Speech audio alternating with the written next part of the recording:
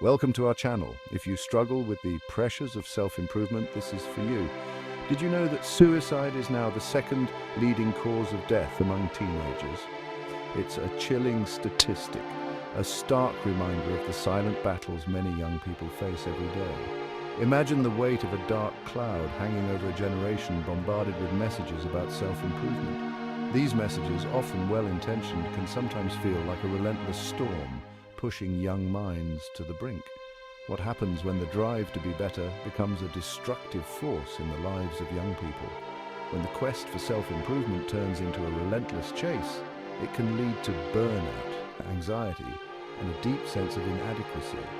The price of perfection shouldn't be one's peace of mind. By fostering a culture of understanding, compassion, and realistic expectations, we can help young people navigate the challenges of self-improvement without losing themselves in the process.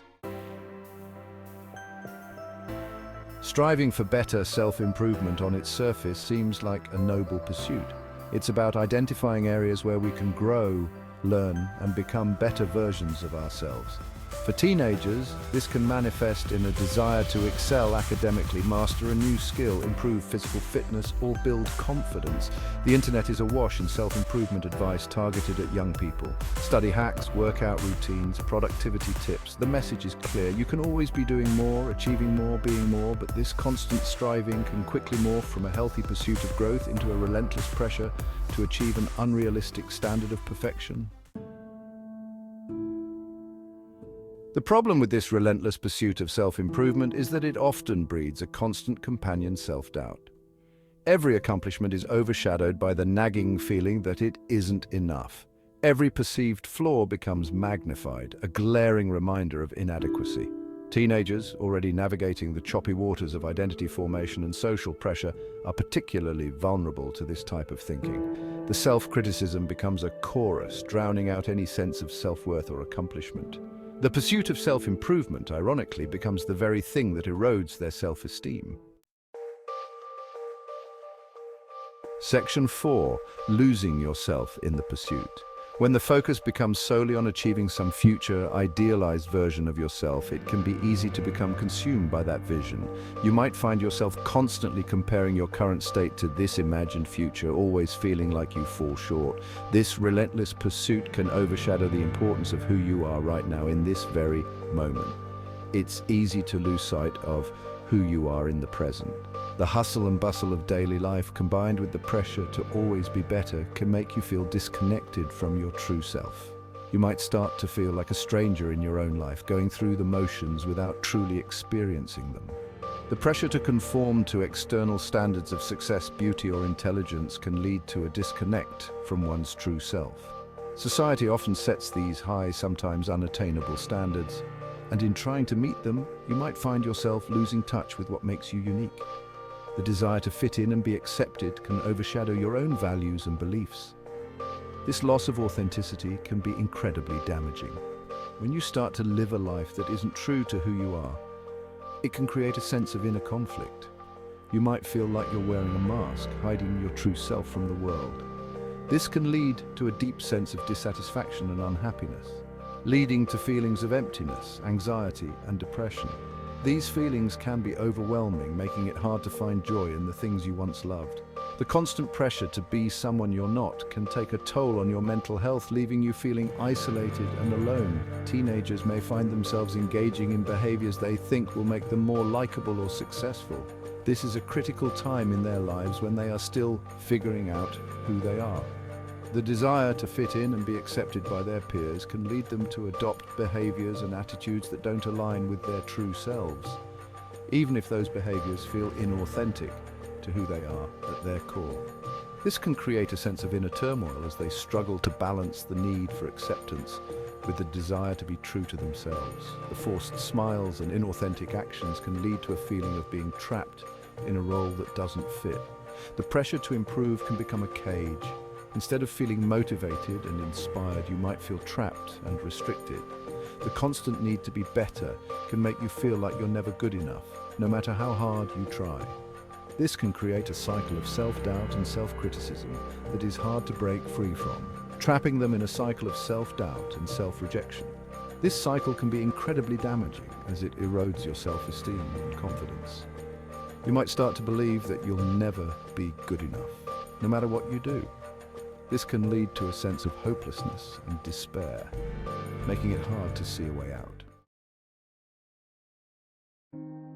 Section 5, A Father's Regret. I'll never forget the day I realized the true cost of this relentless pursuit of self-improvement.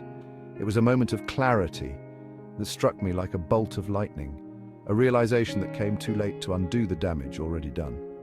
My son, Ethan, a bright, sensitive soul, had always been driven to succeed. From a young age, he showed a remarkable curiosity and a thirst for knowledge that was truly inspiring. He would spend hours engrossed in books, his eyes lighting up with every new discovery. He excelled in school, played sports, and volunteered in the community. His teachers often praised his dedication, and his coaches admired his determination on the field. Ethan was the kind of child who seemed destined for greatness, and I couldn't have been prouder. I, like many parents, encouraged his ambition. I cheered him on at every game, celebrated every academic achievement, and supported his community efforts. I believed that by pushing him to strive for excellence, I was helping him build a bright future. I wanted him to reach his full potential. I envisioned a future where he would be successful, happy, and fulfilled. I saw the world as a place full of opportunities for him, and I wanted to ensure he had every chance to seize them. But somewhere along the way, the pressure became too much.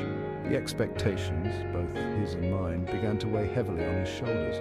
The joy he once found in learning and playing sports started to fade, replaced by a constant gnawing anxiety. Ethan became withdrawn, anxious, and increasingly critical of himself. He started to isolate himself, spending more time alone in his room, lost in his thoughts.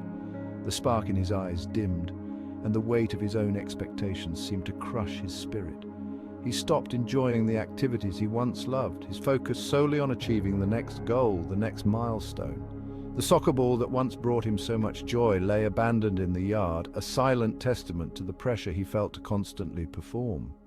It was then I realized that, in my desire to see him succeed, I had failed to see the toll it was taking on him.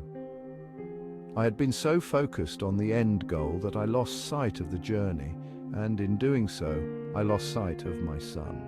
The regret I feel is a heavy burden, but it has taught me an invaluable lesson about the true meaning of success and the importance of balance and well-being. Section 6, Finding Balance, Embracing Imperfection. The pursuit of self-improvement isn't inherently bad. It's what drives us to learn, grow, and evolve. But it's about finding balance.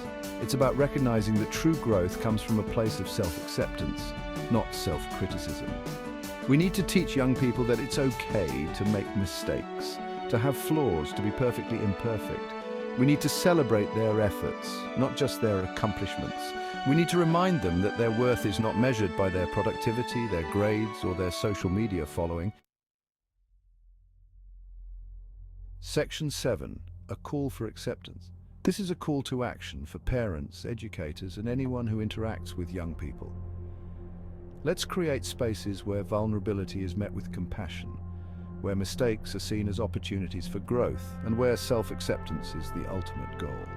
Let's teach our children that their worthiness is inherent, not contingent upon their achievements. Share your thoughts. Have you experienced the pressure of self-improvement?